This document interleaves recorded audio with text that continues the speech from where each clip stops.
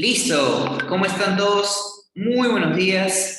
Bueno, vamos a dar ya pase para el curso del día de hoy. Quiero darles la bienvenida a nombre de QHC Institute y de QHSE a nuestra capacitación Diseño de Indicadores en Gestión de Seguridad de los Procesos. El día de hoy tenemos a nuestro expositor, Carlos García, que nos ha estado acompañando en las últimas exposiciones en base a lo que es seguridad en los procesos y también es parte de nuestra plan educativa en los programas de alta especialización, el cual justamente estamos por aperturar ya el 19 de octubre en nuestra quinta edición.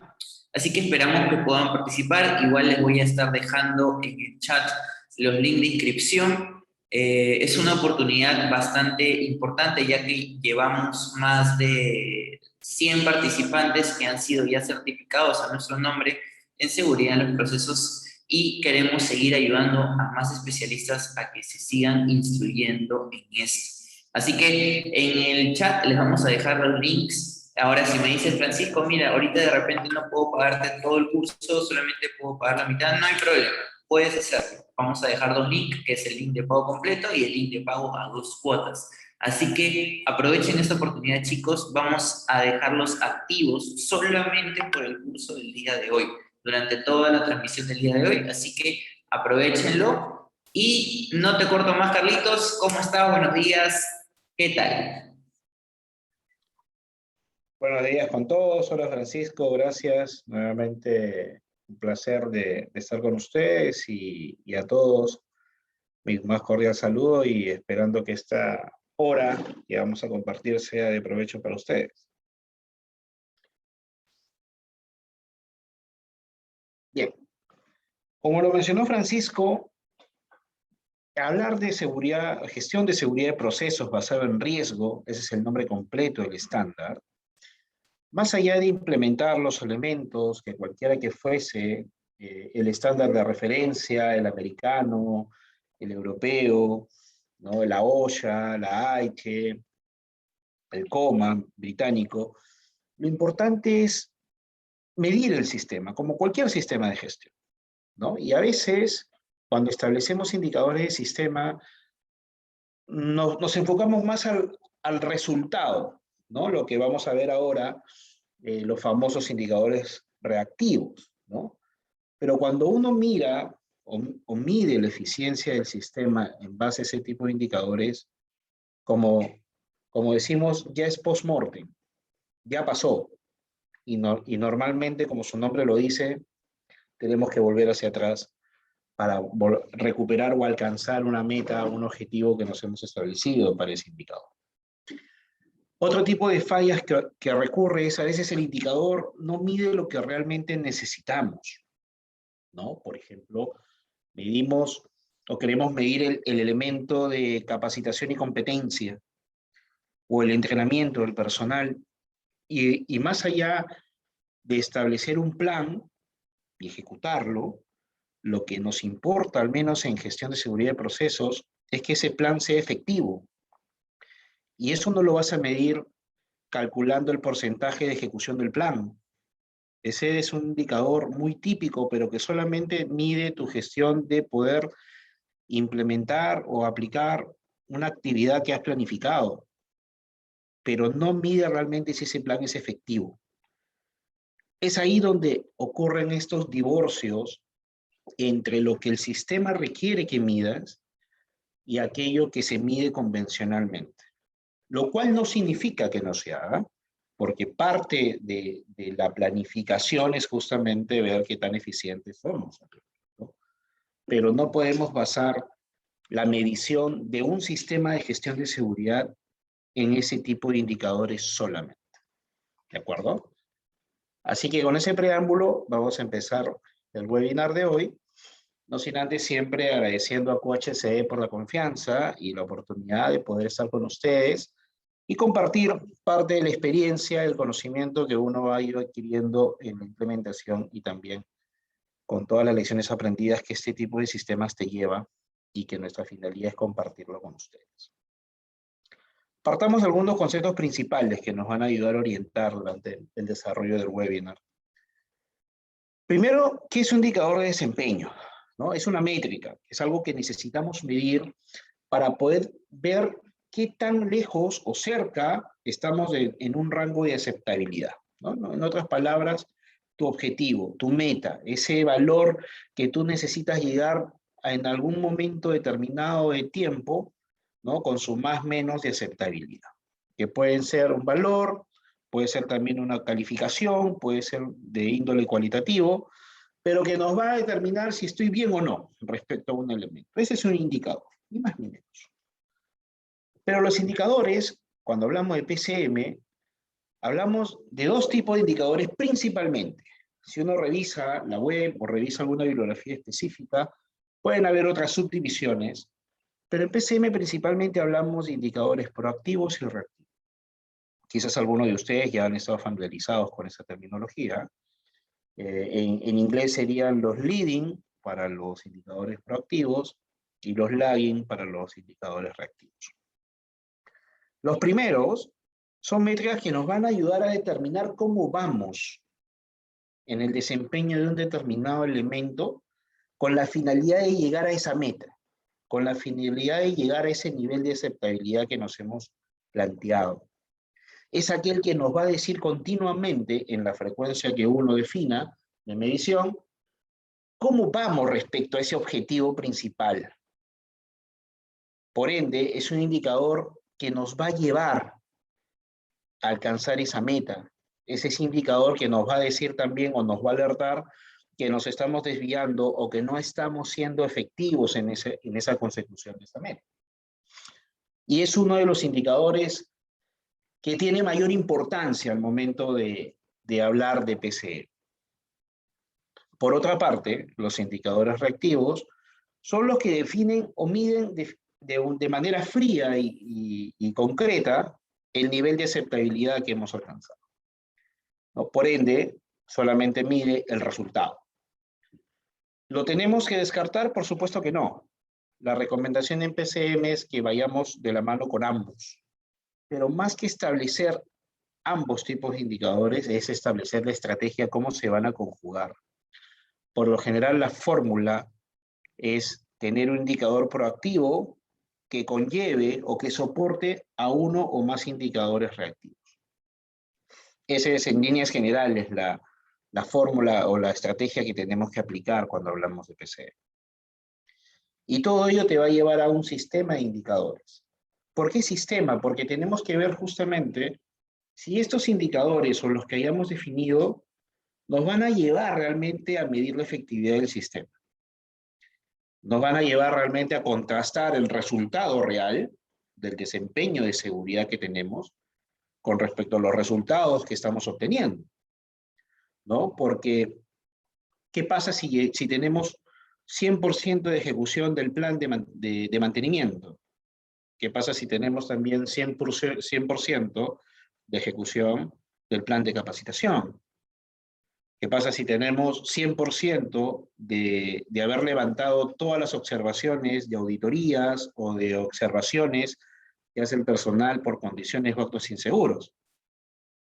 Bajo esas métricas uno diría, mi sistema de gestión de seguridad está bien, pero sin embargo lo contrasto con el número de eventos no deseados registrados por mes y veo que esa tendencia es elevada. Por más 100% que tenga en el registro, significa que mi sistema de gestión con el número o la tendencia creciente de eventos no deseados o accidentes inclusive, significa que hay algo que no estamos midiendo. O estamos midiendo mal o se ha dejado de medir. El resultado tiene que ir con la estrategia. No puede haber un divorcio. Normalmente en las organizaciones que llevan millones y millones de horas sin accidentes incapacitantes, que siempre tienen 100% de capacitación, de su plan de capacitación ejecutado, y otros indicadores más, pero sin embargo tienen accidentes con fatalidad. O tienen accidentes con horas incapacitantes. Normalmente eso pasa porque nos enfocamos solo en el resultado final. Nos enfocamos única y exclusivamente en esos famosos indicadores lagging. Y no estamos viendo cómo estamos llegando a ese resultado. De repente es como decimos, por actos que no controlamos, por no decir suerte.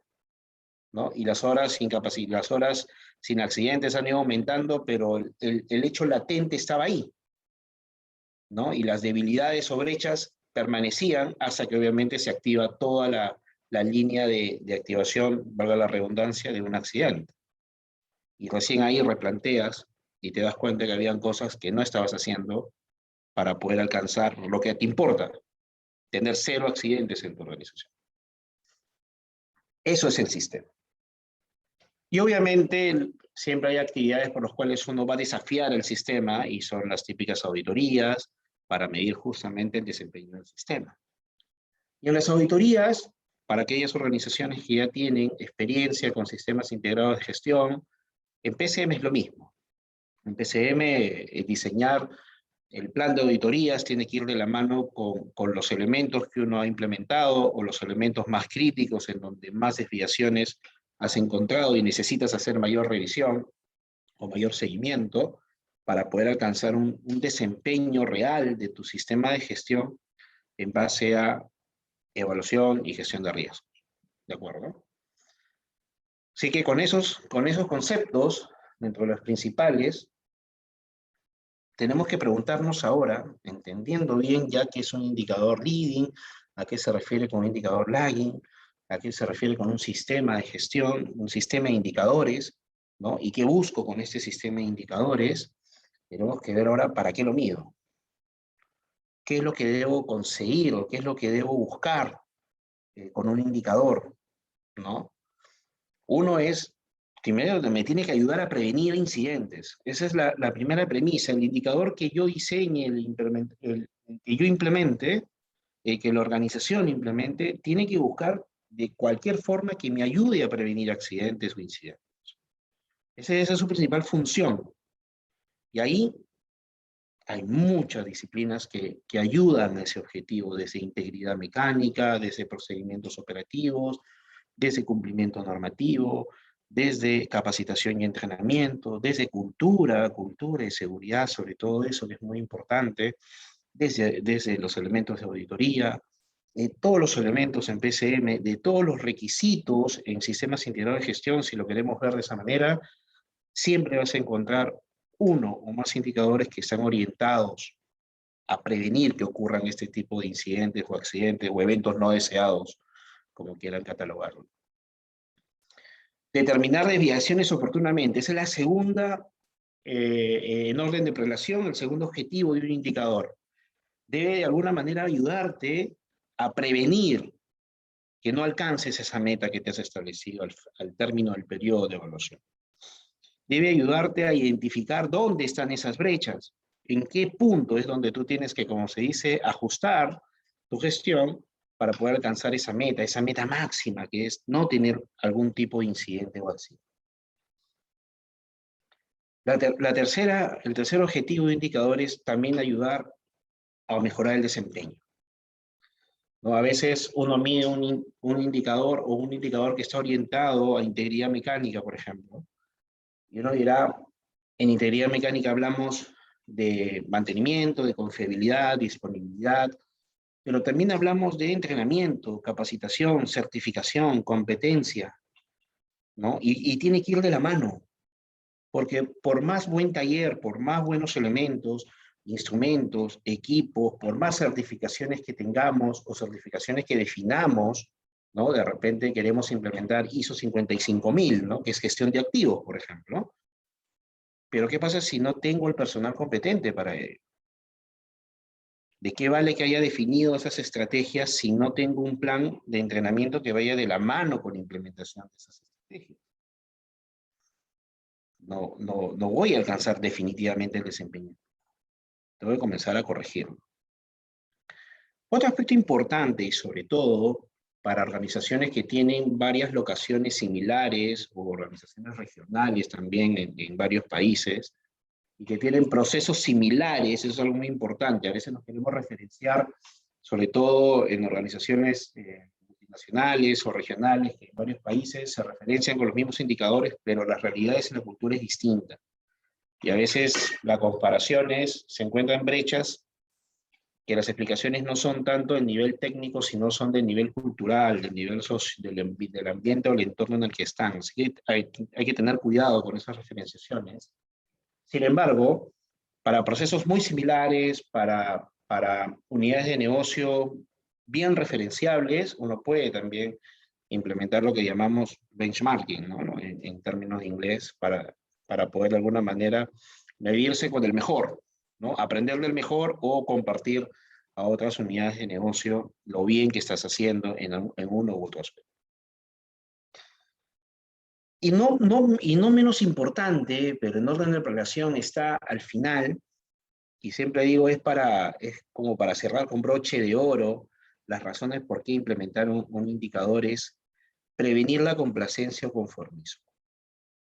¿Qué significa prevenir la complacencia o conformismo? Estos son términos de PCM muy arraigados cuando uno estudia o analiza los elementos dedicados a auditoría o mejora de desempeño.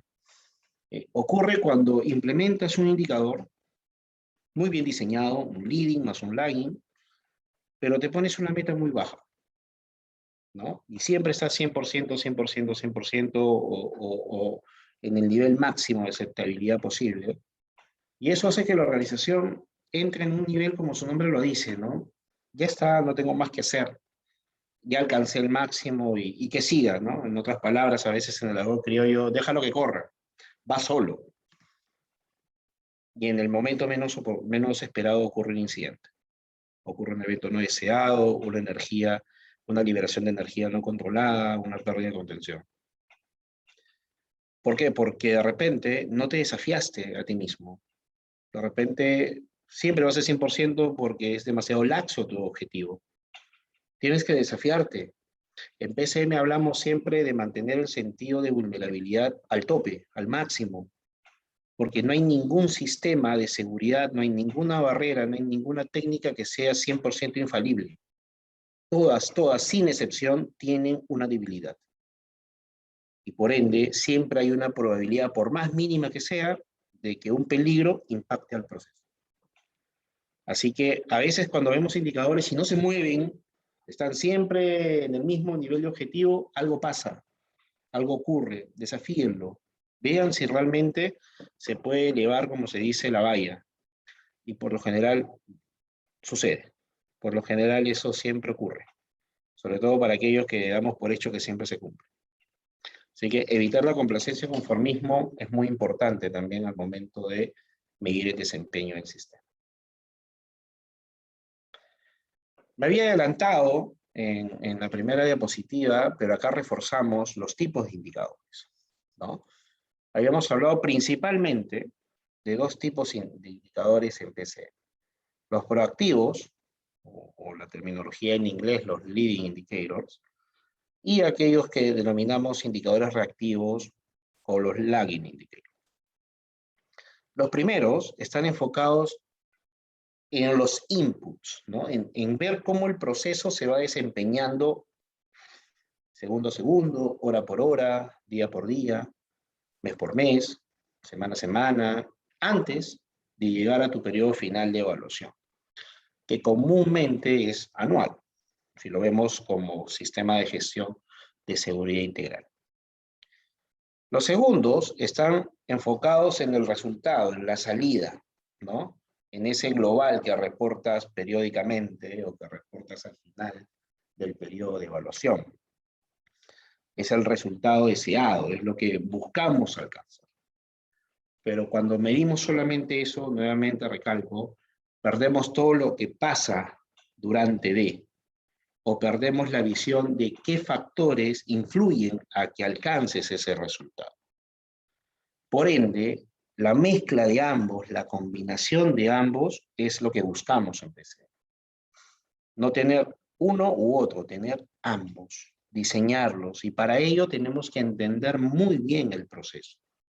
Tenemos que descifrar al 100% el proceso para poder determinar esas interacciones, cómo esos elementos se van a ir conjugando, cómo se van a ir estructurando, de tal manera, sin tener una lista interminable de indicadores, porque tampoco es correcto, tener los justos y necesarios que me ayuden a ¿qué? a medir realmente la efectividad del sistema de gestión de seguridad. Para ello tendré que hacer seguimiento a los resultados, tendré que tomar decisiones si es que hay desviaciones, y las desviaciones pueden ser para bien o para mal. Si son para bien, para reforzarlo, de repente para subir la valla, para desafiar al sistema, y si van para mal, para corregir, para tomar las acciones correctivas necesarias de tal manera de enrumbar nuevamente el sendero donde debe ir el sistema, ¿no? Y para ello tendré que hacer revisiones periódicas, tendré que establecer o definir, dependiendo del estadio del proceso en el que esté, y cuando me refiero al estadio, puede ser un nuevo proyecto, puede ser un proyecto que esté en etapa de construcción, puede ser un proyecto que esté ya en operación normal y, por qué no, hasta inclusive en cierre. Va a depender mucho también en qué estadio del proceso esté para poder definir la periodicidad de las revisiones, que se van a traducir seguramente en auditorías internas, externas, ¿no? De tal manera que podamos medir de manera oportuna la efectividad del sistema. ¿De acuerdo? ¿Cuál es el objetivo principal de toda esta estrategia de definir indicadores, leading, lagging, ¿no? De por qué tener todo un sistema de gestión, medir su efectividad? Siempre digo, más allá de los objetivos corporativos, que a veces están bien redactados, bien estructurados, todo eso se traduce en un solo objetivo: no tener un solo incidente o un solo accidente en tu organización. No hay forma de darte una brecha, como en algunos casos, un poquito preocupantes, se ven objetivos como que no más de 2 accidentes incapacitantes al año. Yo digo, bueno, todavía no llegó el PCM a esta organización, ¿no? Porque siempre digo, entonces puedes tener uno. O sea, te das conforme con que tener un accidente, y uno dice, ¿cómo estableciste ese objetivo? Bueno, es que el año pasado tuvimos 4 y ahora queremos la mitad. Y lamentablemente son hechos reales, ¿no? Y uno tiene que desafiar siempre eso. Porque uno trabaja, uno invierte horas, invierte más que recursos económicos, invierte toda su capacidad como persona, como organización, para no tener ningún tipo de incidente o evento, ¿no? Entonces, ese es lo máximo, eso es lo primero que nunca debemos dejar de perder como norte, como objetivo. Luego, las estrategias o los campos o dimensiones, como queramos llamarlo, obviamente van a ir de la mano conforme al tipo de proceso y cómo esté también diseñada o estructurada tu organización. Pero todos, sin excepción, tenemos ese objetivo máximo. Y eso no es exclusividad única del PCM, ese es un resultado que todo sistema de gestión debe buscar, sobre todo sistema de gestión de seguridad. Cuando queremos diseñar un sistema de indicadores, o bueno, nos plantean o nos preguntamos qué indicador tomar o qué indicador implementar, primero siempre digo, no hay que descubrir la pólvora. Hay indicadores muy buenos que muchas organizaciones, inclusive la misma organización, puede ya haberlo definido, pero que no de repente tiene esa estructura o esa clasificación que el PCM buscamos, ¿no? Leading más lagging, proactivo, reactivo. Por ende, hay que entender bien el proceso, hay que descifrar bien qué es lo que busca cada indicador. Pero siempre debo partir de una pregunta, y esa es una manera mnemotécnica o práctica, como queramos llamarlo, es, primero tengo que preguntar, es como un ejercicio what if, ¿no? Es como si hicieras un análisis what if o un análisis modo de falla para quienes están más vinculados a equipos, ¿no? Y pregunto, ¿qué puede ir mal? ¿Qué puede fallar? ¿Qué es lo que podía desencadenar un evento, una pérdida de contención, una falla del equipo, ¿no? Y con eso voy a determinar los riesgos, con eso voy a determinar los escenarios de falla que pudieran ocurrir. A ver, creo que alguien tiene el micro activo. Si pudiera apagarlo, por favor, se escucha un ruido fuerte. Francisco, si me ayudas.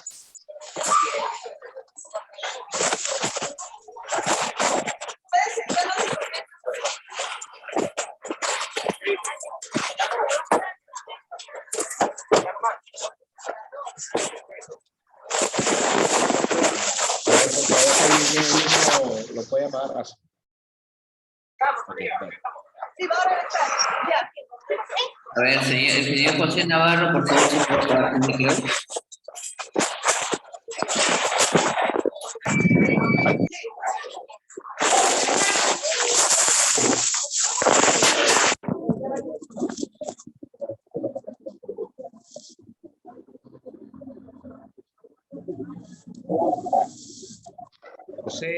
José, ¿puedes poner en mute tu audio, por favor?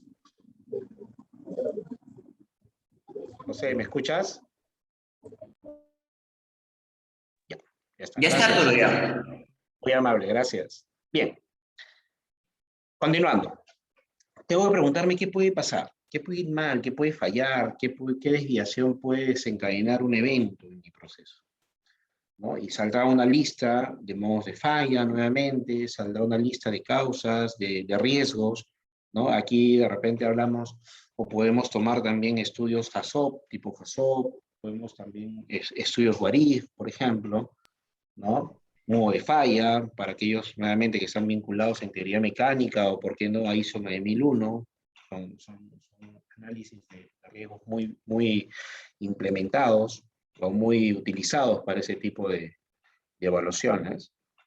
Y con ello voy a definir qué indicador proactivo, qué es lo que debo medir para evitar que eso ocurra, ¿no? Si hablo, por ejemplo, de un equipo rotacional, un equipo rotativo, obviamente voy a tener que medir la predictibilidad.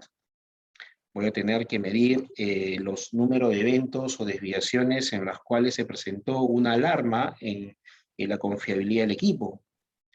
O de repente de manera más directa voy a medir la confiabilidad y disponibilidad del equipo, ¿no? Para ver cuál es el promedio sí, el tiempo promedio entre fallas, ¿no? En que este equipo me va avisando que va a fallar o podría fallar de manera mucho más trascendental en el sistema, antes de que ocurra un evento, digamos, ¿no?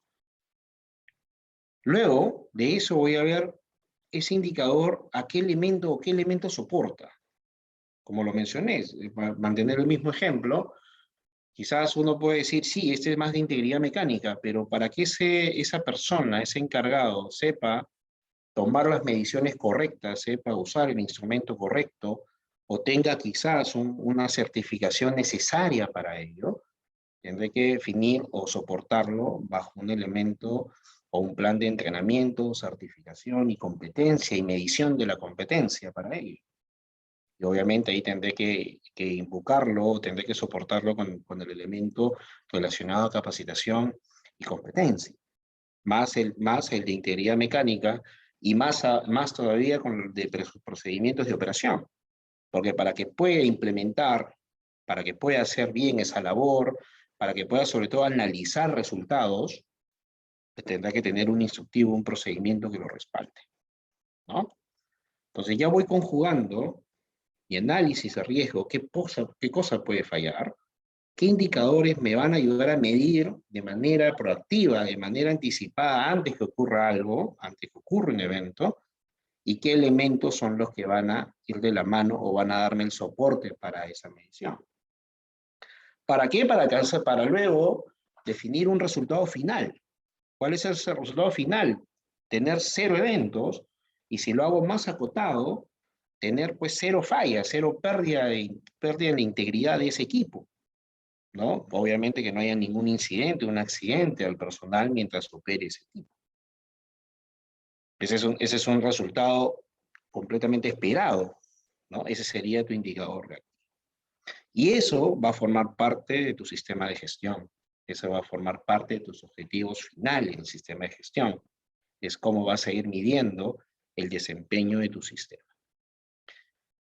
En líneas generales, esto es lo que tendría que preguntarme siempre al momento de definir qué tipo de indicadores voy a definir o voy a establecer y voy a comenzar a medir, porque aquí también hay un proceso bastante retroactivo de retroalimentación, ¿no? Porque es muy esperado también que en los momentos iniciales, cuando uno define un sistema de indicadores, vayas midiendo y vayas de alguna u otra manera o descartando algunos porque quizás no miden lo que tú esperabas o de repente la forma de obtener la información para medirlos no es viable o es muy tedioso, no se cuenta a veces con los sistemas automáticos o el recurso para poder tomar esa información de manera oportuna.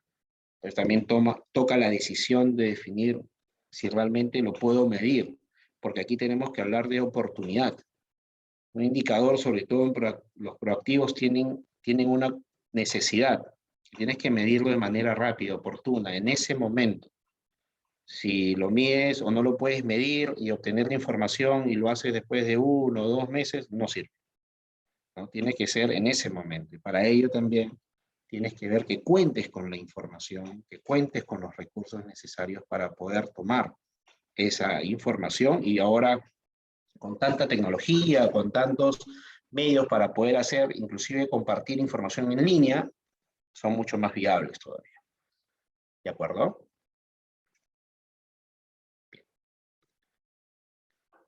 Veamos un caso práctico para hacer, digamos, un ejercicio más real.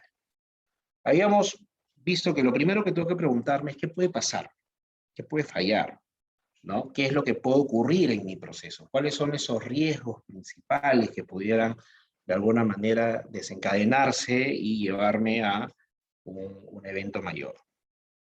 Las pérdidas de contención por lo general están en todos los procesos. Cuando hablamos de pérdida de contención, hablamos de fugas, derrames, liberación de energía no controlada, ¿no? Que de alguna manera puede no solamente afectar al equipo, sino sobre todo a las personas.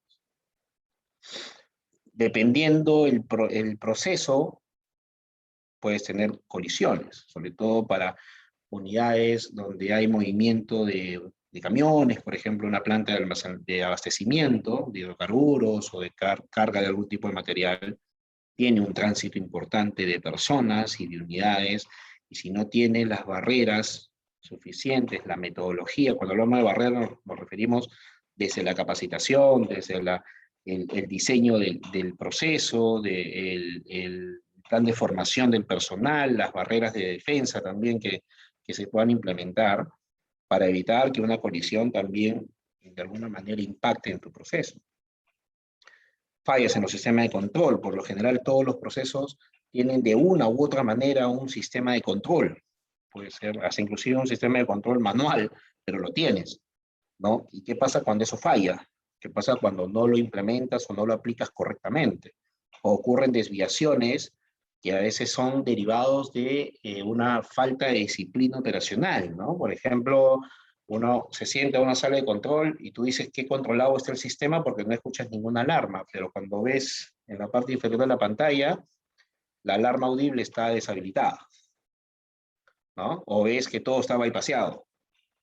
Eso también son señales que el sistema de control falla, pero a nivel de usuario, a nivel de capacitación, a nivel de formación.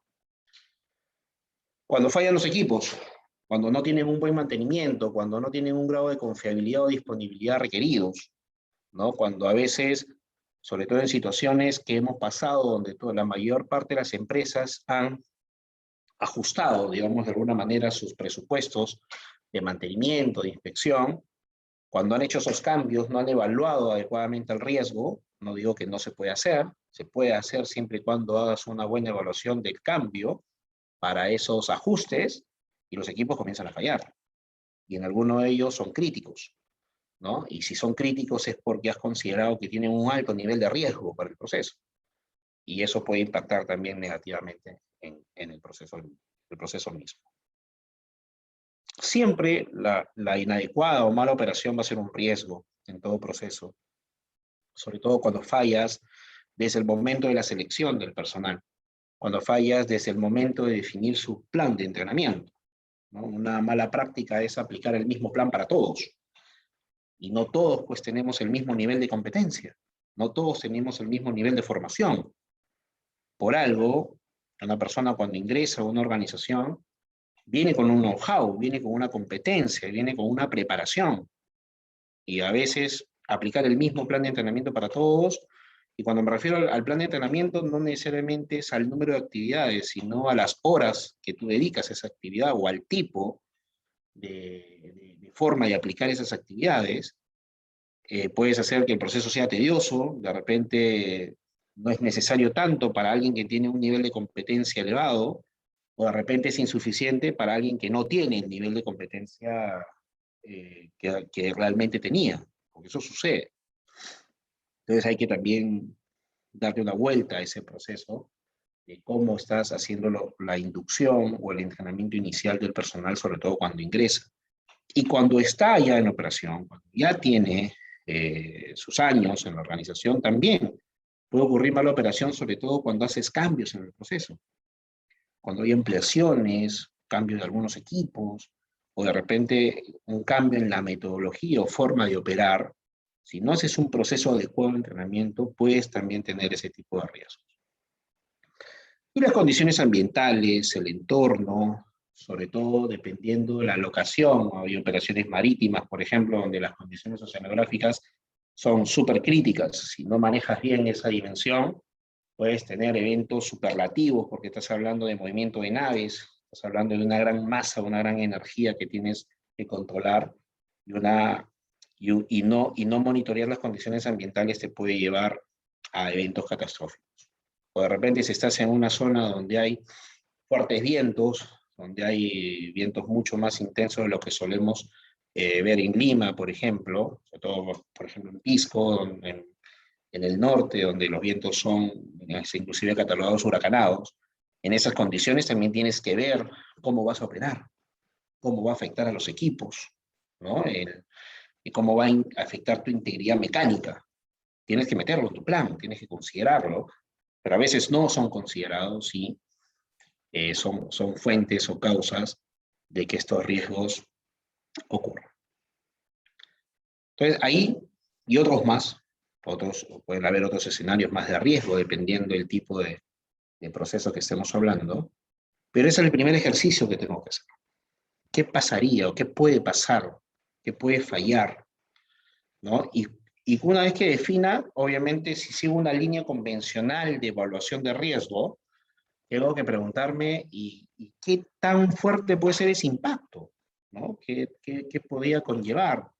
Si estamos hablando de colisión, pérdida de contención, fuga, derrames, mala operación, falla en el sistema de gestión, de control, condiciones ambientales, oceanográficas, meteorológicas que pudieran afectar la integridad mecánica, pues los impactos, digamos, sobresalientes o que de primera línea aparecen, obviamente son incendios, explosiones, sobre todo si hablas de un hidrocarburo, por ejemplo, que es un material altamente inflamable, ¿no? Que si sumas la presión que esté contenida en un recipiente, puede ser una explosión de gran magnitud. Puedes tener fugas descontroladas, si hablas, por ejemplo, en una planta de gas natural licuefactado, se expande 600 veces respecto al volumen que está contenido. Esa fuga es bien difícil de controlar, ¿no? Puedo tener contaminación ambiental también por el derrame que puede ocurrir tanto al suelo o en el ámbito marítimo, si es que estoy hablando de un proceso de descarga o carga con buque, por ejemplo, ¿no? Puedo perder la instalación total. Hace poco ocurrió un lamentable evento en una provincia en la selva, donde una planta de gas perdió todo el activo. Se perdió todo el activo, toda la planta, todo, inclusive puede perder el negocio en esa región, porque difícilmente va a obtener nuevamente la licencia de funcionamiento, al menos en esa zona. Definitivamente ahí es muy probable que no vuelva a operar. Tendrá que trasladarse a otra locación. ¿Se puede perder el activo? Por supuesto que sí. Eventos como eso probablemente se hayan derivado de una de las causas que estamos hablando en este momento. Y lo que es peor aún, podemos tener una afectación a las personas, ¿no? Inclusive podemos llegar a hablar de fatalidades. Así que ya identifiqué los riesgos, ya sé qué tipo de impacto, el nivel de impacto que ello me puede conllevar, y tengo que también preguntarme, ahora, ¿qué lo puede causar? ¿Qué es lo que podría llevarme a que esos riesgos se concreten, que ese escenario se concrete? ¿No? Y obviamente siempre va a estar que el equipo está defectuoso si es que no aplico o tengo una buena estrategia de mantenimiento, actos, condiciones subestándares, que es lo más recurrente que uno encuentra. Y aquí hago un paréntesis, porque este es uno de los aspectos principales que en PCM hablamos, ¿no? En PCM, si bien es importante la lección aprendida que uno recoge de un análisis de un evento, de un accidente, pero cuando hablamos de gestión de PCM nos enfocamos en las condiciones y en los actos inseguros. Esa es la base, y ahí parte la gestión de PCM. Y a veces cuando uno audita el elemento o el sistema, muchas organizaciones tienen mecanismos bastante plausibles y bastante ágiles, y se reconoce el esfuerzo que hacen algunas organizaciones en que su personal reporte las condiciones o actos inseguros, ¿no? A través de algunas patentes que ya están bastante difundidas o implementan sus propias metodologías de reporte de este tipo de eventos. Pero sin embargo, cuando uno lo contrasta con la ejecución o el levantamiento de estas condiciones, encuentra, primero, que no se hacen oportunamente, hay observaciones que están dilatadas o desatendidas por bastante tiempo, o las soluciones que se dan no son efectivas, porque se ve nuevamente recurrencia. Entonces, cuando hablamos de actos o condiciones subestándares, tienes que evaluar primero, así como cuando se habla de eventos no deseados o accidentes, tenemos que evitar la recurrencia. Entonces ahí tienes que medir recurrencia. Normalmente, inclusive algunos miden el número de observaciones reportadas per cápita, ¿no? Ese es nuevamente como si fuera un indicador a medias, ¿no? Sí, es muy importante que todo el personal esté involucrado y comprometido con el reporte de condiciones o actos inseguros. Pero como gestión de seguridad lo que te importa es que todos esos reportes los levantes inmediatamente y evites que vuelvan a ocurrir, porque si no, estás siendo inefectivo, ¿no? en esas estrategias, y ahí estás incurriendo en tiempo, en recursos, en esfuerzo. Es como si todo eso fuera en vano, ¿no? Y normalmente los accidentes provienen de ahí. La mayor parte de accidentes proviene de esas fuentes. Así que ahí pongámosle muchos asteriscos a ese punto. Hay un control deficiente, y cuando hablamos de control no necesariamente al control del proceso en una consola, en una sala de control, sino también el control de campo. No hay inspección, no hay cultura o disciplina para poder verificar que las cosas se hagan correctamente, ¿no? Que se haga de acuerdo a los procedimientos, de acuerdo a los estándares. Entonces, ahí también es otra fuente de causa de ese tipo de eventos. Cuando se hacen cambios no controlados, cuando no se implementa una adecuada gestión gestión del cambio, en otras palabras, ¿no? A veces cambias un piping, una tubería, y no te diste cuenta que no es la clase que requiere el diseño. Y al poco tiempo esa tubería colapsa porque no estaba diseñada ni para el flujo, ni para el material, ni para la presión, de repente, o cambios de temperatura que el proceso requiere. Y eso suele pasar muy frecuentemente, ¿no? A veces se colocan inclusive accesorios, ¿no? Speeches, manifold para indicadores de temperatura o presión, cuyo material es incompatible con el piping. Y lo que estás haciendo es generar una celda de corrosión, de tal manera que se corroe el material de la tubería porque se convierte en el ano de sacrificio, por ejemplo, ¿no? Y por más a veces que uno dice, no, pero este es inoxidable, sí, pero el inoxidable no es compatible con el material de la tubería al cual lo estás instalando, ¿no? Esos detalles son fuente también de fugas o de eventos no deseados que se han detectado en empresas. Inadecuada ejecución de trabajos críticos.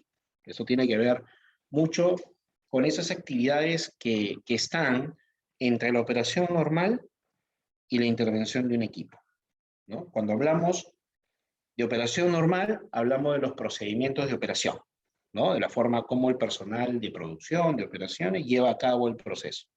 Opera, en otras palabras, la unidad. Cuando hablamos de mantenimiento e intervención del equipo, hablamos de todas esas actividades que el personal de mantenimiento e inspección realiza a un equipo cuando éste ya fue entregado, cuando está liberado o cuando está de alguna manera en condiciones de poder hacer. Pero entre ambos momentos hay un espacio que se denomina trabajos críticos, situaciones críticas. Porque para que ese equipo esté entregado, alguien se lo tuvo que dar. Y para que esa situación se dé, tiene que haber habido un proceso de evaluación, de inspección, de aseguramiento y posterior entrega. Y eso lo podemos traducir en un procedimiento de evaluación de riesgo y permiso de trabajo, por ejemplo. O de repente quiero hacer un trabajo en altura, inspeccionar toda la superficie vertical de un tanque, y el tanque tiene bastante altura. Y voy a tener que implementar un trabajo en altura, de repente con andamio, o de repente trabajos verticales con SOA, dependiendo la técnica o la metodología que quieras aplicar. Y para eso tendré que, obviamente, tener mis estándares de trabajo en altura. Tendré que aplicar la normativa o las mejores prácticas en la industria para realizar ese trabajo de manera segura. O de repente quiero intervenir del sistema de control, alguna alarma, algún interlock, y la única forma es bypaseándolo. Y a veces no contemplo que cuando deshabilito lo bypaseo, me quedo sin protección. Y en ese momento la desviación ocurre y no tuve forma de controlarlo, o el sistema no tuvo forma de avisarme que esa desviación se presentaba. Entonces tengo que ver cuál es el mecanismo, cuál es la otra variable, la redundancia o lo que debo implementar en campo para no quedarme desprotegido, ¿no? Y a veces esas situaciones se dan cuando uno no evalúa ese cambio. ¿Que lo tengo que intervenir? Sí, seguramente, pero tengo que tener una alternativa para no perder el control. Eso lo puedes traducir tranquilamente en un estándar, un procedimiento de bypass de elemento crítico, por ejemplo, ¿no? En fin. Y la afectación por terceros. Eso va más ligado de repente a que los riesgos no necesariamente están circunscritos al lindero de una unidad. También hay riesgos externos que pueden impactar a tu proceso, ¿no? Sobre todo cuando hay operaciones u otras unidades de negocio colindantes, que de repente no tienen pues el nivel de seguridad o la cultura o disciplina o el estándar de seguridad que uno tiene, pero que está a tu lado. Por ende, los riesgos de él te van a impactar seguramente. Entonces, también en esos casos uno tiene que establecer estrategias de cómo mitigar esos riesgos. Son muy comunes establecer acuerdos de apoyo mutuo entre esas instalaciones para que de una u otra manera los riesgos sean identificados y se establezca una estrategia de apoyo cuando uno u otro tenga un evento, porque lo que le suceda a uno le va a impactar al otro.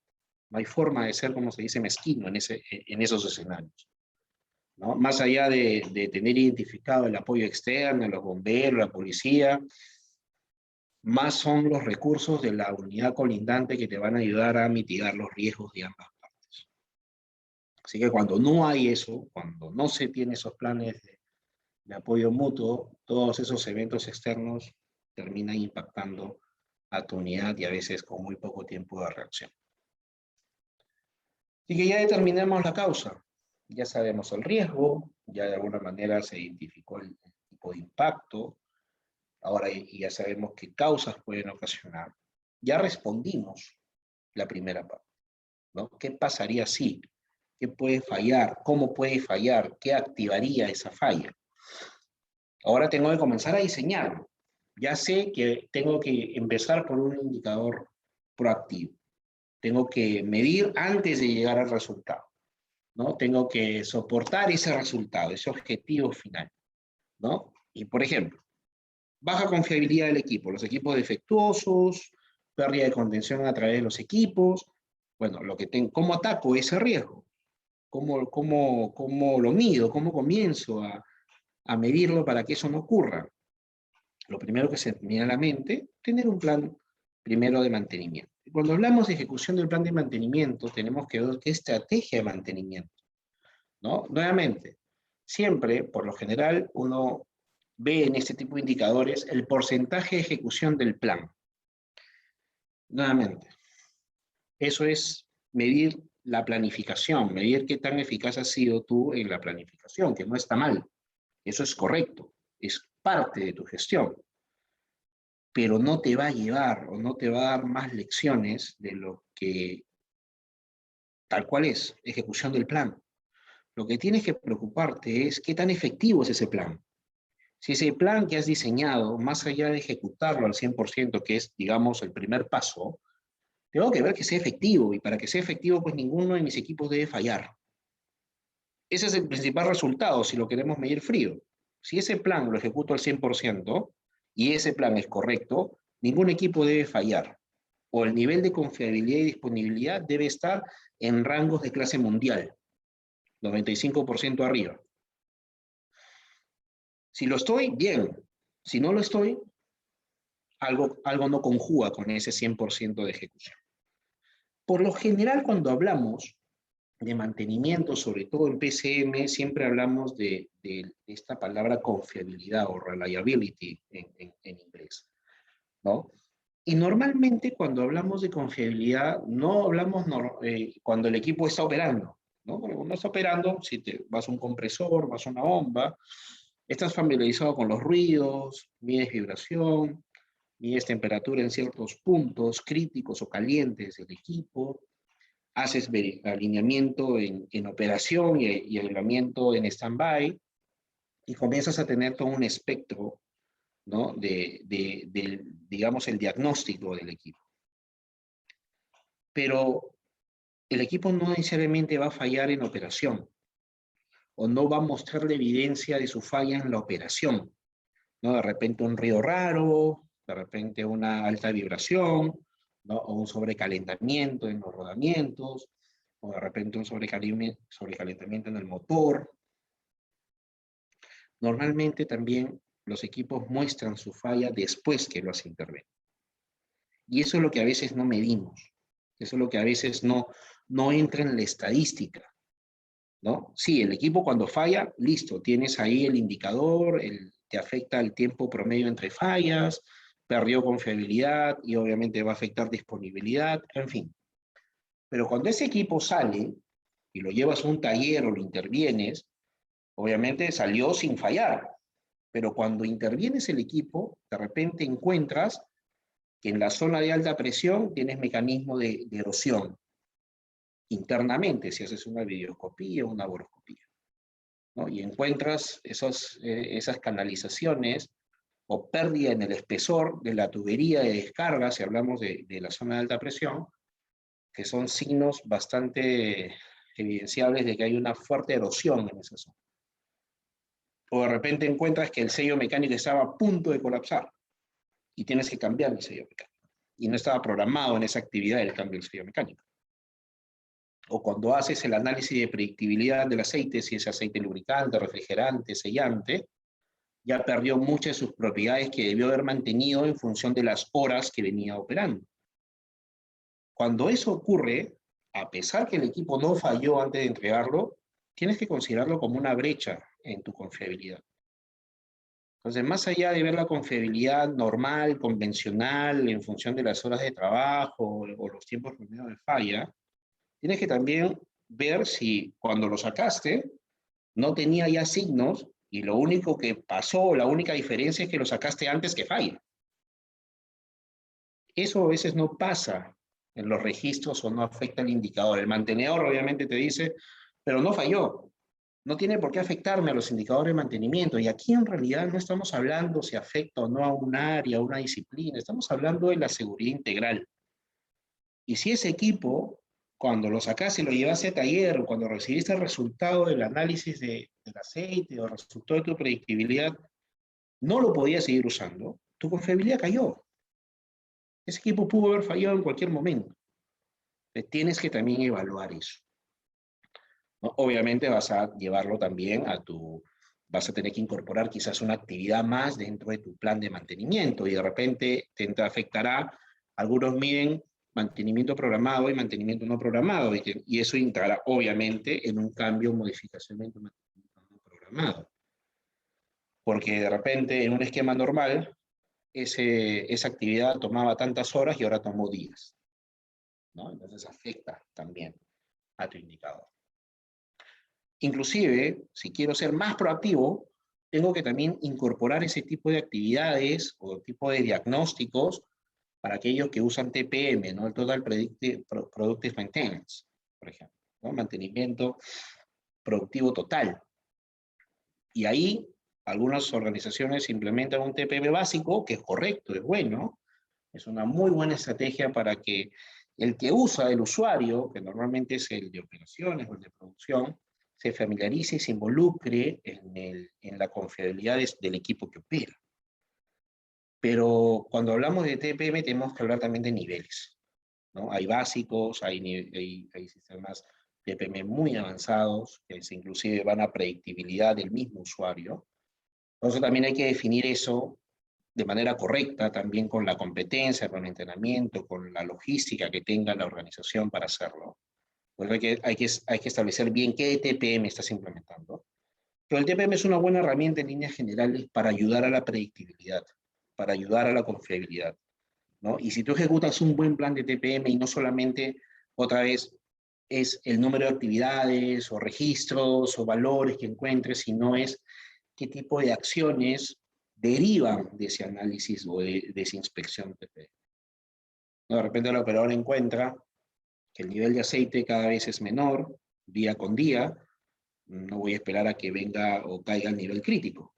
Lo iré reportando y seguramente saldrá en el sistema como una orden de trabajo especial, dependiendo del sistema CMMS que tengan ustedes implementado, y el de mantenimiento cogerá esa alerta e intervendrá el sistema para encontrar la falla. Y eso va a entrar seguramente como una actividad no programada y va a entrar obviamente o afectará la disponibilidad y confiabilidad del equipo. Si se dan cuenta, hasta ahí el evento no ocurrió.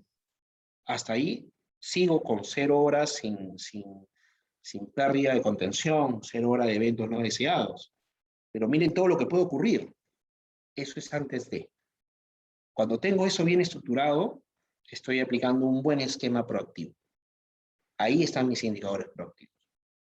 Porque todo eso ocurre antes, y obviamente está diseñado para eso, para evitar qué cosa, obtener una pérdida de contención. Mi objetivo, en este caso mi lagging de este proceso sería 0 pérdida de contención. Que ningún equipo falle, que no tenga ninguna fuga, ningún derrame, ninguna afectación en la integridad mecánica de mis equipos, ¿no? Entonces, para este evento, para este riesgo, ¿no? Ya identifiqué cómo sería mi esquema, indicadores leading o proactivos, y mi indicador lagging, que sería mi 0 pérdida de contención. Si eso lo traduzco a mis objetivos corporativos, cuando establezca 0 incidentes, 0 eventos, y abra esa cajita, uno será 0 eventos o 0 pérdida de contención o 0 pérdida de integridad mecánica. Y cuando abra esa cajita, esa subcajita, entraré seguramente a esta pantalla o a este esquema y veré, ya, me estoy refiriendo a esos 3 indicadores proactivos y obviamente el indicador lagging, que sería 0 pérdida mecánica, ¿no? Veamos otro riesgo. Mala operación. Tareas que no evalúo o que ejecuto sin evaluar los riesgos, ¿no? Cuando hago cambios no controlados, no evaluados, ¿no? Y eso me puede llevar, obviamente, a pérdida material, pérdida de contención o también daño a la persona o inclusive fatalidad. Y cuando hablo de todo eso, a la mente se me viene capacitación, entrenamiento, competencia, ¿no? Formación, certificación, y no solamente personal propio, porque cuando uno hace una inspección 360, en algunas organizaciones te das cuenta que hay más contratistas que personal propio, dependiendo del momento también el estadio de la operación. Si estás en la construcción vas a ver muchísimos más contratistas que personal propio. En operación normal probablemente sea equilibrado, ¿no? Pero también tengo que incorporar a los contratistas. Tengo que establecer las métricas o barreras para tener buenos contratistas competentes, bien evaluados, bien certificados, ¿no? Y que eso se mantenga en el tiempo, que es el desafío con el contratista. Cuando se presenta una licitación, obviamente presentan lo mejor de lo mejor, pero cuando lo contrastas en el campo, ese es el reto que tiene el contratista, de mantener lo que dijo que iba a tener en la operación normal. Y uno tiene que ayudarlo, tiene que ayudar a la gestión. A veces nos enfocamos en castigar, ya, te penalizo por eso, o simplemente te paro el trabajo. Sí, son acciones correctivas que a veces tenemos que tomar, tenemos que hacerla, porque hay una desviación latente, ¿no? O hay una desviación concreta que me va a llevar a un evento no deseado de seguro, pero tengo que involucrarme en la causa. ¿Qué pasó? ¿Por qué ocurrió? Porque al final termina siendo mi gestión. Si ese contratista no logró mantener los niveles de desempeño esperado, es porque también yo le perdí el control. Y tengo que ver de qué manera ayudo a que él se controle y me ayuda a mí a controlar. Así que también ahí no podemos desligarnos. Es un compromiso completo. Planificación de trabajos. A veces uno revisa cuántos permisos de trabajo ejecutas en el día y lo contrastas contra lo que planificaste. Y eso a veces sucede en situaciones muy cotidianas, ¿no? El gerente de mantenimiento toca mi puerta y me dice, Carlos, tu área no está funcionando porque de los 20 trabajos que tengo programados en este aspecto, solamente yo ejecutar 12. Y más allá de ir y hablar con mis jefes o supervisores y decirles, ¿qué pasó? ¿Por qué no nos hicimos mejor? ¿Por qué desatendemos? Lo primero que tengo que preguntarme es si tengo el recurso para atender esos 20 permisos en simultáneo. Y de esos 20 tengo que ver qué tipo de trabajos se están programando. De repente son muy críticos, son demasiado críticos y obviamente esos permisos necesitan una planificación y una evaluación mucho más exhaustiva que aquellos de mediano o bajo riesgo. Y cuando hago esa evaluación, lo primero que veo es, pero si con las justas puedo llegar a firmar 10, o con las justas puedo llegar a firmar 12, y son los 12 que se llegan a firmar, por recurso, por competencia, por entrenamiento, hasta inclusive por planificación, donde ahí parte el problema. Y la respuesta que normalmente doy, ¿para qué programas 20 si con la justa podemos hacer 12? El problema no eres tú. El problema es que planificas más de lo que deberías, porque ni tú mismo tienes la gente para atender. Es parte de una adecuada planificación de trabajo. En mi experiencia, para evitar tener eventos no deseados en ejecución de trabajos en planta, parte de una muy buena planificación. Organizaciones que implementan el famoso control de trabajo, planificación de trabajo previo, antes de la ejecución, y no el mismo día, sino con mucha antelación, por lo general tienen muy bajos índices de incidentes o accidentes en ejecución de trabajo. Parte de la planificación. El 60% de las causas están ahí. Así que ahí tienen una métrica para medirlo. ¿Y cuáles serían mis indicadores proactivos de ese campo? De capacitación, entrenamiento, contratista, planificación. Primero, medir la efectividad de mi plan de capacitación nuevamente. No voy a medir si todo mi personal ya está certificado en permiso de trabajo en caliente, en frío, Alpura. Es la base, sí. Necesito que todo el personal que firma esté certificado en ese aspecto. Pero lo que necesito medir es que justamente no tenga que me paren el trabajo porque de repente el de seguridad encuentra que el permiso está mal firmado o está mal diseñado, mal elaborado o los riesgos no han sido bien evaluados, no han sido bien contemplados, ¿no? Y ha encontrado una debilidad en el proceso. Significa que la persona que evaluó y dio el permiso quizás necesite reforzar algunos aspectos en la evaluación del riesgo de trabajo. O lo que es peor aún, de repente ocurre un evento no deseado durante la ejecución de ese trabajo. Eso es lo que mide la efectividad del plan de capacitación en ese aspecto.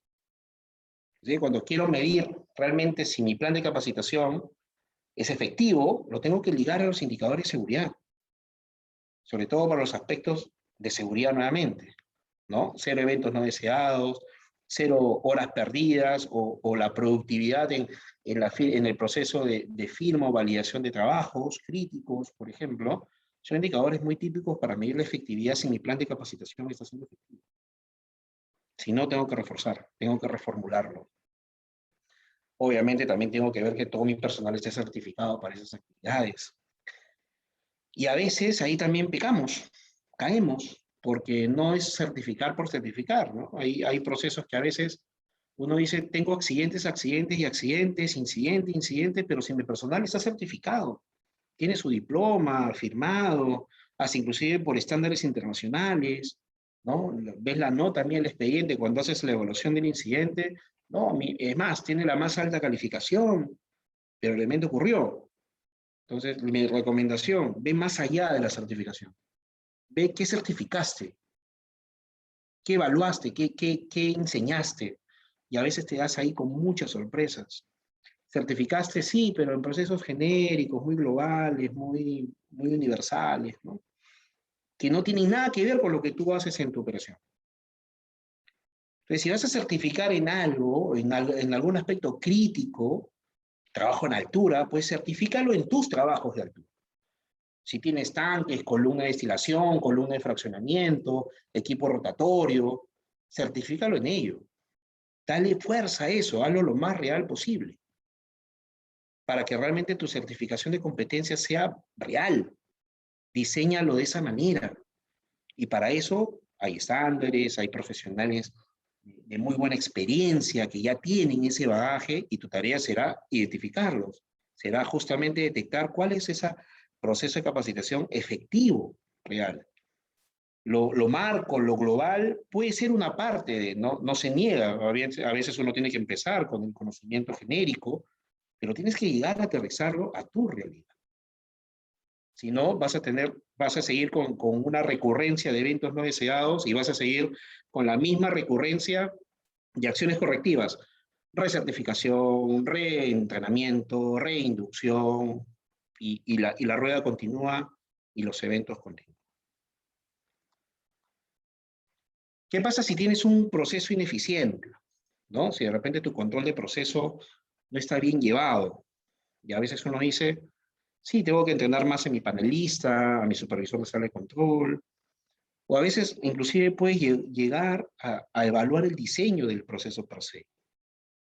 De repente han habido cambios que no están identificados, no han sido registrados, ¿no? Pero siempre digo, cuando tengo un proceso automático, un sistema de control, por ejemplo, hay estrategias, hay disciplinas ya muy bien dimensionadas, muy bien establecidas y que tienen muy buena experiencia o experiencias de éxito. Y personalmente siempre digo, si tienes un sistema de control y quieres establecer realmente si tu proceso está en control, implementa un sistema de gestión de alarmas. Hay estándares americanos, británicos, alemanes inclusive, que están dedicados exclusivamente a diseñar, implementar y medir un sistema de gestión de alarmas. ¿Y qué es lo que establece? Bueno, dime, en líneas generales, cuántas alarmas aparecen por cada 5 minutos. Ese es el estándar americano. Y el resultado te va a llevar a un nivel de aceptabilidad.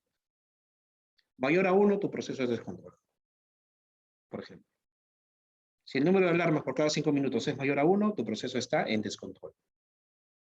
Si está por debajo, moderado. El objetivo es que sea cero.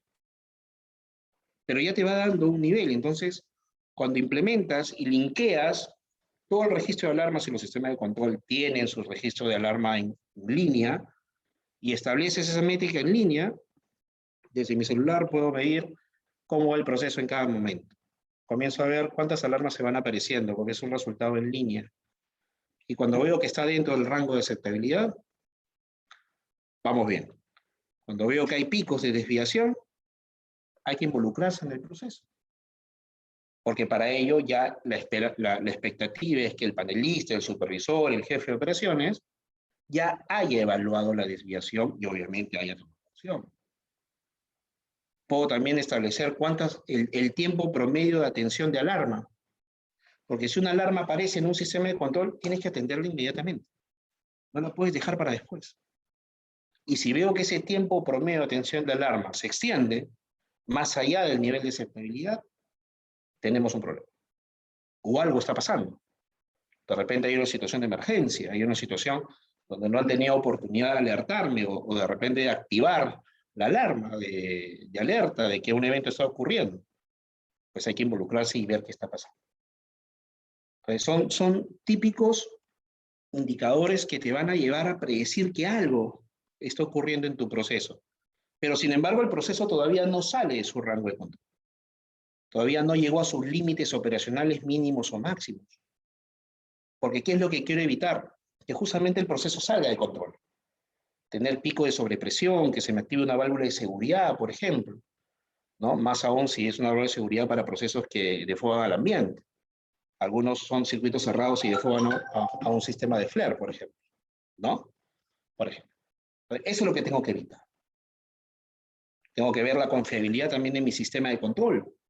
Tengo que ver que todos los módulos estén, como se dice, no estén obsoletos. A veces pasa eso. Tú tienes una planta diseñada hace 10 años, con la tecnología de hace 10 años, y ahora todos esos módulos están descontinuados.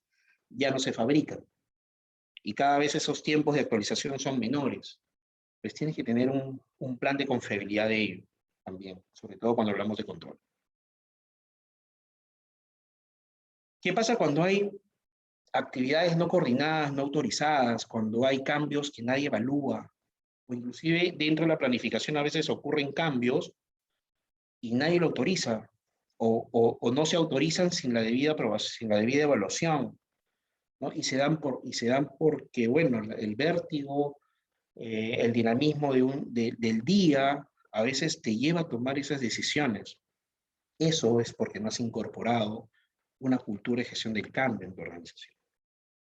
Si has planificado ejecutar 12 actividades, y son 12 las máximas que puedes realizar, pues son 12 las actividades que debes hacer al término del día. No puede aparecer una treceava, una catorceava, y cuando tú preguntas, ¿y quién autorizó esto? No, que ahí en el momento se dio y lo hicimos para optimizar y aprovechar y ya evitar que se haga al día siguiente. Y los motivos pueden ser correctos, los motivos pueden ser bastante válidos, pero tu procedimiento indicó que esa actividad de ese día no estaba planificada. Y la única persona que podía autorizar ese cambio era el jefe o el gerente de planta. Y no hiciste caso de ese proceso. Y nuevamente la pregunta, ¿qué pasaría si? ¿Qué pasa si durante esa actividad ocurre un evento no deseado? Más allá del evento que pudiese ocurrir, estás desviando completamente tu sistema de gestión. Y eso puede tener otro tipo de connotación. Entonces ahí, para evitar esas actividades, tienes que hacer un trabajo bastante fuerte. Somos una sociedad con una cultura bastante resistente al cambio. Eso es algo innato. Somos una cultura hasta cierto punto tradicionalista, donde los cambios nos afectan. Es como si fuera algo personal.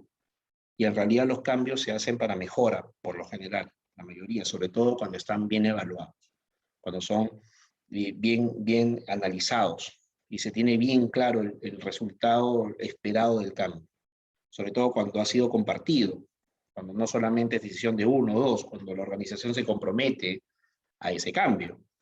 Entonces, tu personal tiene que estar entrenado para saber cuáles son los pasos, cuáles son los procedimientos, cuáles son las instancias de autorizaciones para esos cambios. Tienes que preguntarte también, o las personas tendrán que tener claro qué es cambio y qué no es cambio. También a veces partes de eso.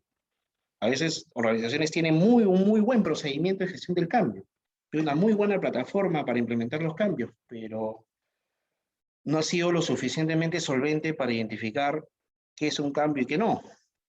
Y a veces hay que partir de ahí. Tendría que ver también cuántos cambios se han desarrollado dentro de ese proceso de gestión del cambio. Porque a veces sí, aplicas gestión del cambio y sin embargo cuando haces una mirada más de la realidad, te das cuenta que aquí hubo un cambio, aquí hubo otro cambio y no está dentro de esa lista que yo tengo como maestra. Y te preguntas qué pasó, ¿no? Entonces tienes que también evaluar eso, porque los cambios también son una fuente bastante recurrente de eventos no deseados.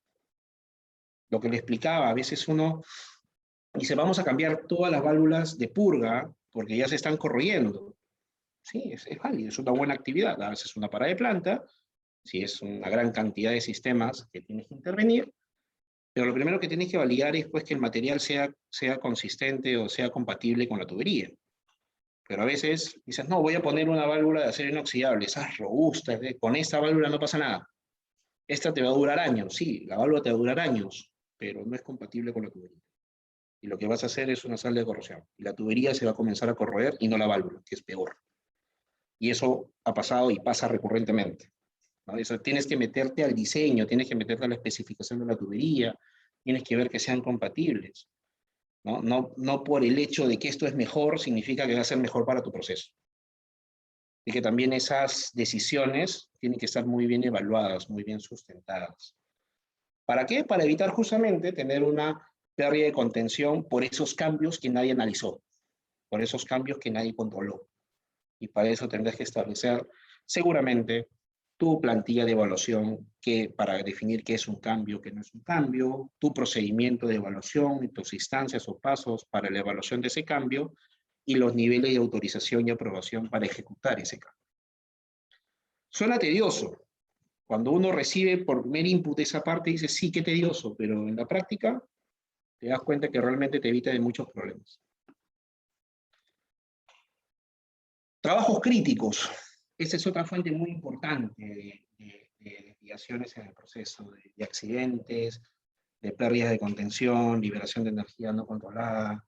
Y a veces, nuevamente, uno se enfoca en el papel, ¿no? Certifico al personal porque lo tengo que certificar, porque así me pide el procedimiento de inducción, porque así me pide el estándar de la organización, pero nuevamente, certifícalo lo más real posible. Si vas a hacer una certificación a tu personal en trabajo en altura, trae al instructor o a la compañía que te va a dar la instrucción, llévalo a tu planta, llévalo a tu proceso, que evalúe los equipos que tiene, que evalúe qué tipo de trabajos en altura vas a hacer y certifícalos en eso, como mínimo. Puedes certificarlo más, por supuesto, pero certifícalos en eso como mínimo. Practica sobre ello. No lees una certificación general, global, de las técnicas, las prácticas, lo que se aplica en otros lados, porque no te va a servir. Al menos no va a ser efectivo a lo que tú necesitas realmente. Vas a certificarlo en Hazmat 2, Hazmat 3. Llévalo a tu plan, llévalo a tu proceso. No lo lleves afuera. ¿Para qué lo llevas afuera? Llévalo a tu unidad, llévalo a que vea cuáles tus líneas, tus sistemas, tus tanques, cuáles son los riesgos reales de tu instalación para que el personal practique sobre ello. Trata de hacerlo lo más real posible, que sea una certificación real, no solo de papel. Cuando tengas eso claro, cuando lo diseñes de esa manera, realmente vas a tener un control de esos trabajos críticos, porque tu personal va a ser realmente competente en esos aspectos. ¿Lo otro se puede dar? Sí, nuevamente, no lo niego. ¿Va a servir? Por supuesto que va a servir, pero no lo puedes considerar como un todo. Tanto al personal propio y ese mismo estándar lo tienes que trasladar al personal tercero, contratista que va a trabajar contigo. Porque nuevamente la cadena se rompe por el eslabón más débil. Y a veces eres muy fuerte con tu personal, pero nuevamente cuando ves el panorama tienes muchos más terceros de lo que el personal propio tienes.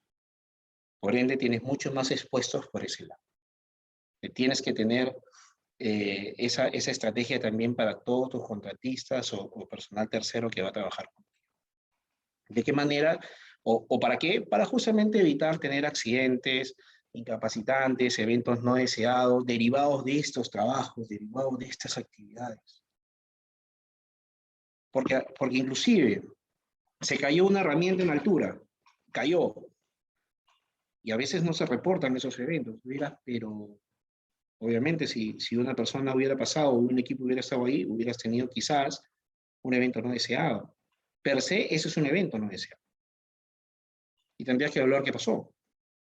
De repente tu sistema de trabajo en altura no tiene el espacio que requieres para que se trabaje de manera correcta, o no implementaste un adecuado estándar o procedimiento de control de herramientas, de sujeción de herramientas. Y tendrás que preguntarte qué pasó, y vas a llegar de repente a una desviación en el proceso mismo de la planificación del trabajo, ¿no? Para eso, obviamente, tu personal tiene que estar bien entrenado, bien capacitado, tiene que conocer esos estándares, tiene que conocer esas buenas prácticas de trabajo seguro, que a veces se nutre de la experiencia de los contratistas también. Hay contratistas que, como hacen ese trabajo y es un know-how, ayuda mucho a conocer, te ayuda mucho a implementar aquellas buenas prácticas o estándares que a veces uno desconoce. También es un proceso bidireccional de aprendizaje. Bien equipo, ya para finalizar, por ejemplo, les muestro una plantilla de un proceso de gestión de alarmas que en el proceso actual tenemos, y ven cómo los indicadores se van de alguna manera alineando con los elementos del PCM.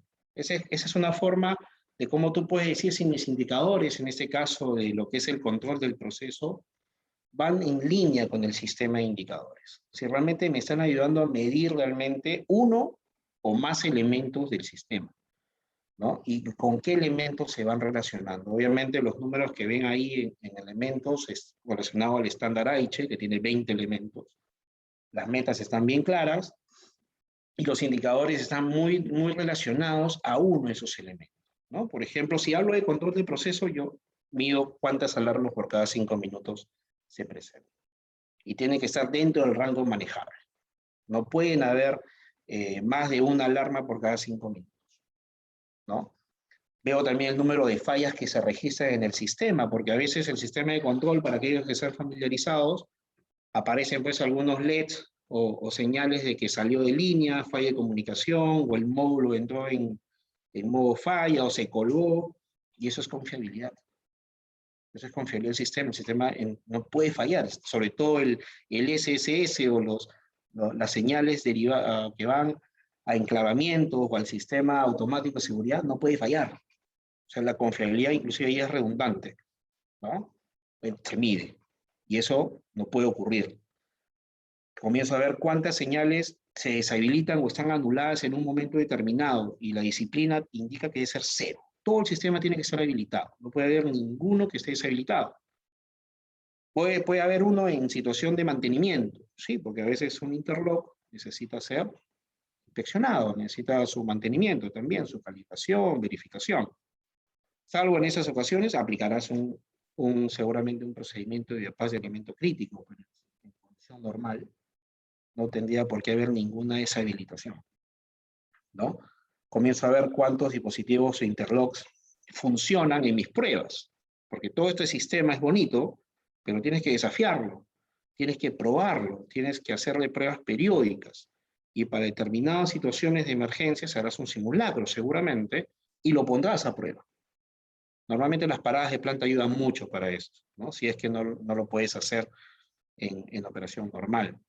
Y verás cuántos interlocks se activan, si las señales son correctas, habrá simulaciones, seguramente ahora puedes simular o linkear un simulador a tu proceso, hay licencias que te permiten hacer eso, y evaluarás si realmente la matriz de causa-efecto está, como se dice, funcionando correctamente en la realidad. Esa es una forma, y hay muchas otras cosas más, otras formas de cómo llevar todo lo que hemos hablado de diseño, de indicadores leading, lagging, ¿no? de cómo estructurar la estrategia o tu sistema de indicadores a la realidad. Esto es una parte del sistema, porque aquí vemos el control del proceso. A eso tiene que estar ligado capacitación, formación, integridad mecánica, está ligado a procedimientos, está ligado, sobre todo algo que siempre reto, desafío, es a la continua evaluación del riesgo e identificación de peligros, que es la piedra angular de todo lo que estamos hablando. Bien, equipos, gracias nuevamente por el tiempo. Nos hemos excedido unos minutos, pero quería compartir esta información con todos ustedes. Le doy pase a Francisco o el micro para cualquier duda, interrogante que ustedes tengan, y no sin antes agradecerles por el tiempo y permitirme compartir esta pequeña parte del PCM, pero que espero que de alguna u otra manera les haya ayudado a sacar algunas dudas o interesarse en este mundo tan importante de lo que es la gestión de seguridad de procesos. Dale, Francisco.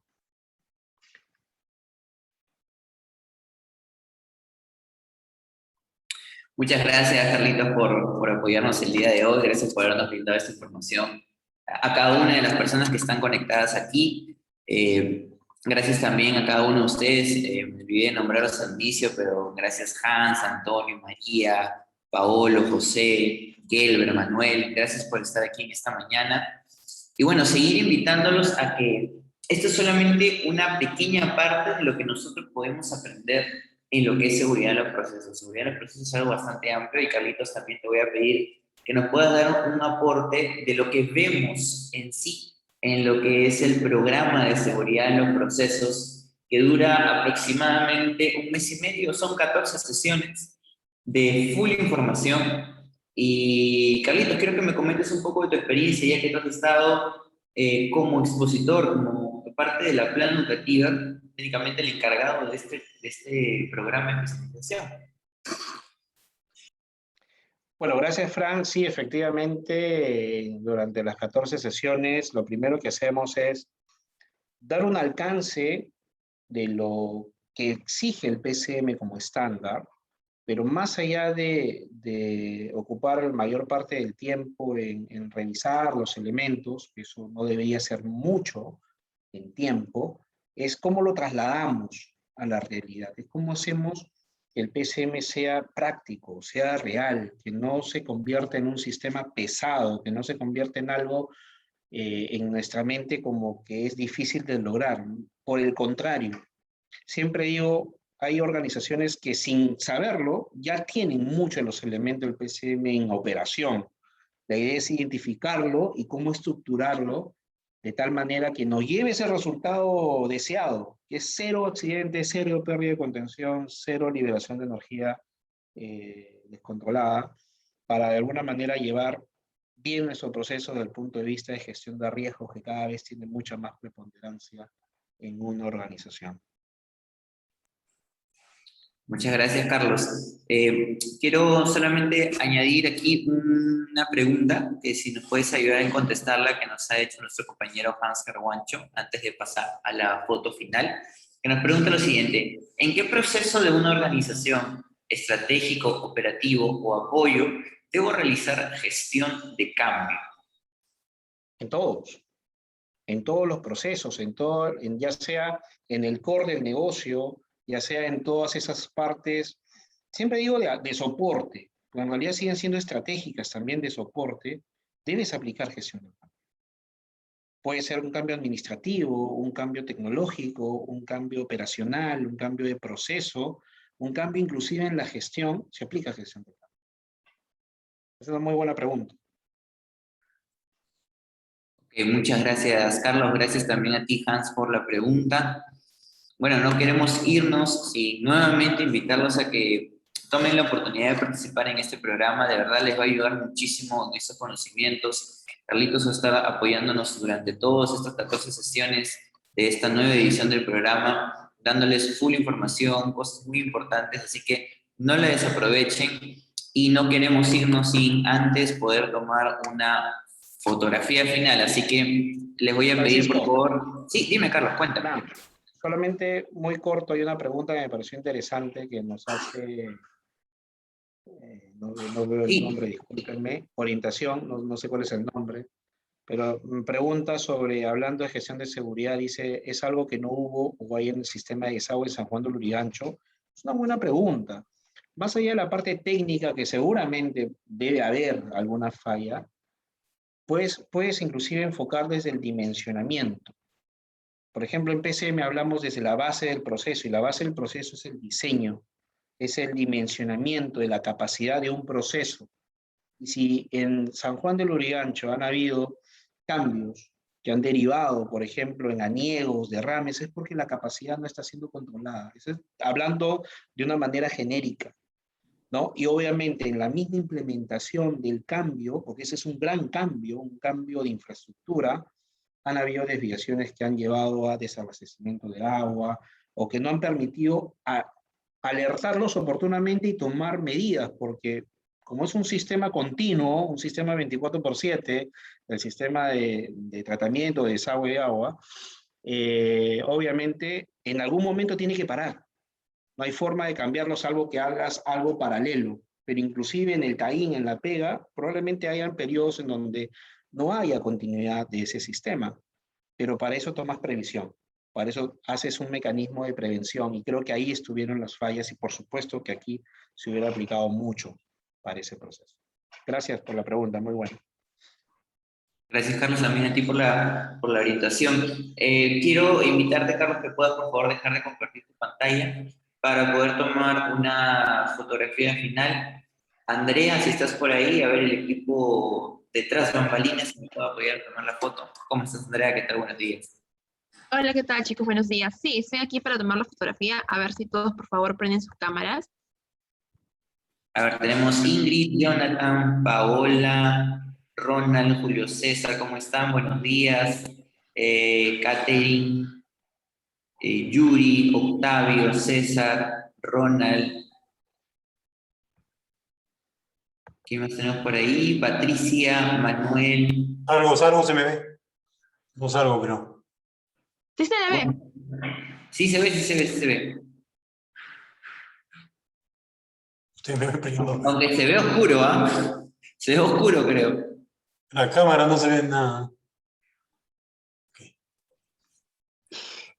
A ver, a los demás que bien. todavía están faltando, Julio César, Renzo, Jonathan, Yuri, William.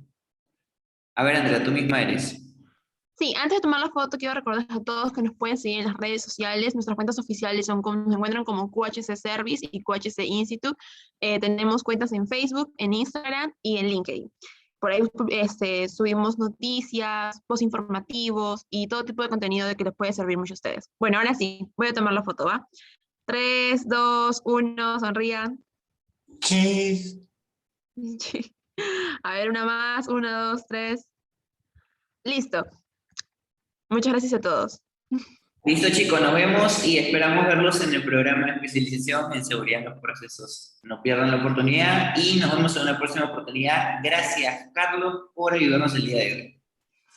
Hasta Cuídense. luego, buen fin de Hasta semana. luego. Chao.